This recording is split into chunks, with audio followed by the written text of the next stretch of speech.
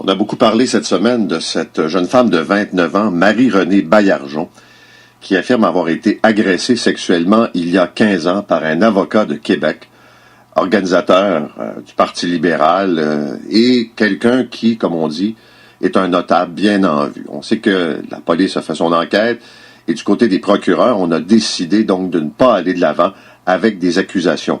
Et puis finalement, le ministre de la Justice, Bertrand Saint-Arnaud, a déclaré cette semaine qu'il n'avait pas l'intention de forcer le directeur des poursuites criminelles et pénales à regarder à nouveau le dossier en disant que ce sont des procureurs d'expérience qui ont mené l'étude, qui avaient eu une analyse quand même rigoureuse et que finalement, il n'y a pas matière à porter des accusations. Vous comprendrez le désarroi de Mme Baillargeon. Et ça m'a rappelé un cas, il y a quelques années au Québec. Jean-Louis Dufresne a subi les assauts sexuels de René Vallée dans la région de la Mauricie. Quelqu'un de très connu aussi dans son milieu. Et il y avait une enquête policière. Le dossier avait été soumis et le procureur à l'époque avait lui aussi refusé de porter des accusations. Finalement, Jean-Louis Dufresne avait porté plainte, ce qu'on appelle une plainte privée, avait obtenu un procès et son agresseur avait été condamné. Il est avec nous ce matin. Bonjour, M. Dufresne. Bonjour, M. Arcan. Rappelons d'abord le contexte. Vous avez été victime, donc, d'abus sexuels pendant votre adolescence et vous étiez allé voir la police. Il y a eu une enquête en bonne et due forme qui avait été menée par les policiers. Oui, effectivement. Moi, j'ai été abusé sur une période de 10 ans. Et en 82, j'ai craqué. Et en 89, j'ai porté une plainte en bonne et due forme à la Sûreté du Québec, à la Sainte-Anne-de-la-Pérade. Et j'ai rencontré, les enquêteurs sont venus me rencontrer afin de monter le dossier. Et ceux-ci, à partir de mes dires, ont enquêté dans les endroits que j'avais nommés ou les personnes à qui ils devaient rencontrer.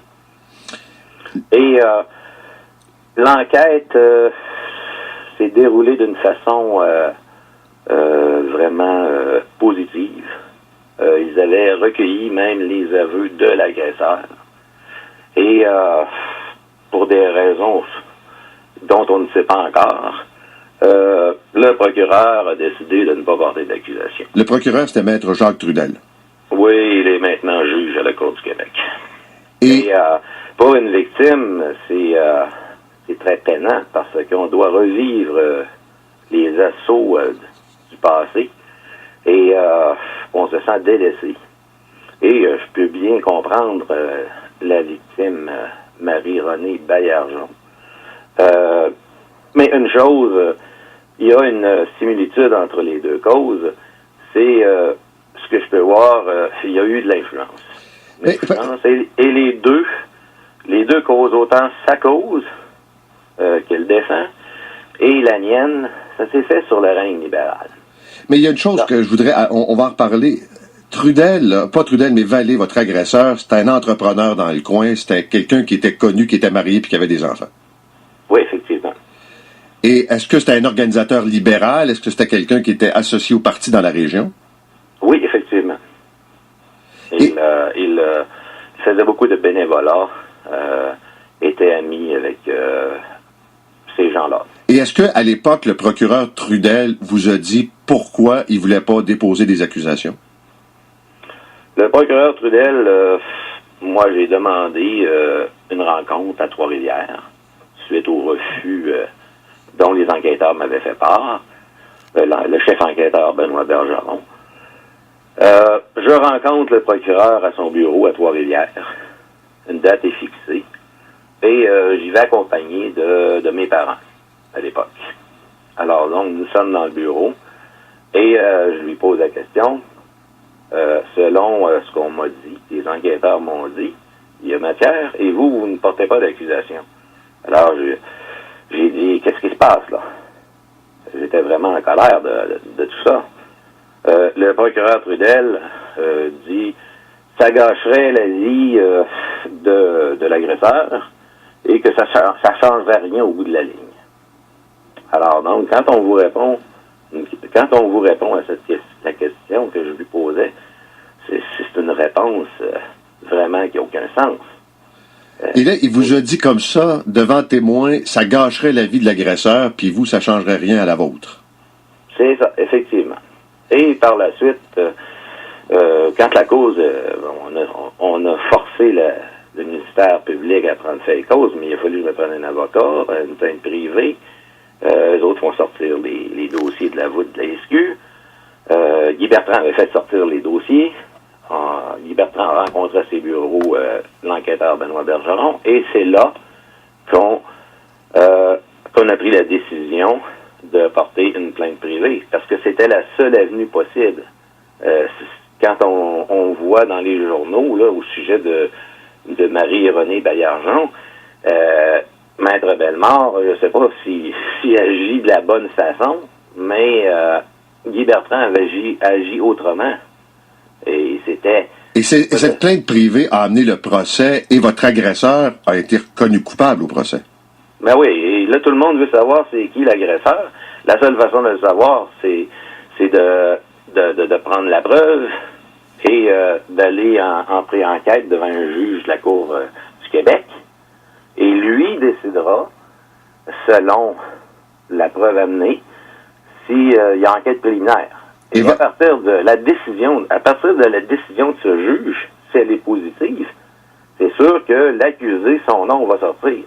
Et votre agresseur, vous, avez écopé d'une peine de 3 ans et demi de pénitencier. Oui, il a fait 14 mois. Oui, ça, c'est comme d'habitude. C'est un classique. Mais je reviens, et c'est important. Là, on a, dans le cas de Mme Baillargeon, c'est un ministre du Parti québécois, qui est ministre de la Justice, qui dit, moi, je ne vais pas plus loin. À l'époque, donc, l'avocat, on l'associe donc au Parti libéral à Québec. Dans votre cas, c'était aussi quelqu'un associé au Parti libéral. Oui, mais M. Arcan, vous savez très bien que, quel que soit le parti... Ce que vous me dites, dans le fond, c'est que la classe politique se protège? Ben, la classe politique se protège, oui, mais je veux dire, il y en a qui sont procureurs de la défense et puis ils s'en vont à la couronne. Est-ce que, hypothétiquement parlant, est-ce que, semble-t-il, c'est un avocat réputé? Est-il rendu à la couronne? On ne le sait pas. La seule façon, c'est une pré-enquête. Je veux dire, si on veut la vérité, c'est beau l'opinion publique, mais il faut que la justice soit équitable aussi, là. Il faut qu'elle soit impartiale. Et ça passe par un juge. Ça passe par un juge, on n'a pas d'autre choix. Écoutez, ça a coûté beaucoup d'argent. J'ai emprunté à mes parents. Mais par contre, quand je suis arrivé en fin de piste, avec une condamnation, j'avais demandé de l'aide du protecteur du citoyen, maître Daniel Jacobi à l'époque, et il a menacé le gouvernement d'amener ça devant l'Assemblée nationale. Alors donc, qu'est-ce qui s'est passé? C'est que il a envoyé une lettre au comité exécutif du gouvernement. Et ils ont réglé ça en catimini. Le paiement des frais d'avocat, sans aucune responsabilité. Et ils sont pas responsables. Non. Mais je souligne, puis on l'a dit au début, que le procureur qui voulait pas déposer les accusations pour ne pas nuire à votre agresseur a été nommé juge. Oui, et de là, en 2001, j'ai parti, d'ailleurs, on s'est rencontrés en 2001. Exact. J'ai fait le tour du Québec en 2001. J'ai fait même dans son patelin à Omnibus 55, je m'en souviens, à l'émission de pilote. J'ai dit des choses, là, vraiment raides là, à l'égard du juge Trudel. Et je lui ai dit, c'est de l'incitation au crime, là. Je disais ça sur les ondes, et il m'a jamais poursuivi, parce que j'avais tellement un dossier étoffé. J'ai encore les caisses de documents chez nous, là. Merci beaucoup, M. Dufresne, d'avoir pris le temps de nous parler ce matin. Très apprécié. Ben, merci beaucoup. Au revoir. Passez une belle journée. Vous aussi. Jean-Louis Dufresne, je trouvais important de vous le faire entendre ce matin, parce que ça se ressemble. Évidemment, un cas est unique en soi, mais voilà un jeune homme victime d'agression sexuelle pendant plusieurs années, à l'époque de l'adolescence. La Sûreté du Québec enquête. Il y a même des aveux de l'agresseur. Et le procureur au dossier refuse de porter des accusations. M. Dufresne, avec l'aide de ses parents, dépose une plainte privée. Un juge regarde ça, dit qu'il y a matière, enquête préliminaire, procès, et l'agresseur est condamné. Donc, ça veut dire qu'un citoyen a réussi, avec l'aide de sa famille et de l'avocat Guy Bertrand à Québec, de forcer le jeu d'aller au-delà de la décision qui a été prise par un procureur. Est-ce qu'entre notables, dans un coin, on voulait se protéger? Je ne le sais pas. Mais il commence à y avoir des similitudes un peu. Je ne connais pas le dossier, évidemment, de Marie-Renée Baillargeon. Je ne sais pas ce que la police a comme élément. Je ne sais pas ce que les procureurs ont regardé. Mais moi, je dis à Mme Baillargeon et à son avocat Marc Bellemare, il y a peut-être une option là. Il y a peut-être une voie pour obtenir justice. Si on a des éléments de preuve. Dans le cas de Jean-Louis Dufresne, la preuve était solide. Et ça, c'est un genre d'opération, appelons ça de camouflage, en espérant que, tu sais, faut pas perturber la vie du village. Puis c'est un notable, ça serait donc plate. Puis il y a une belle famille. Il est 7h38.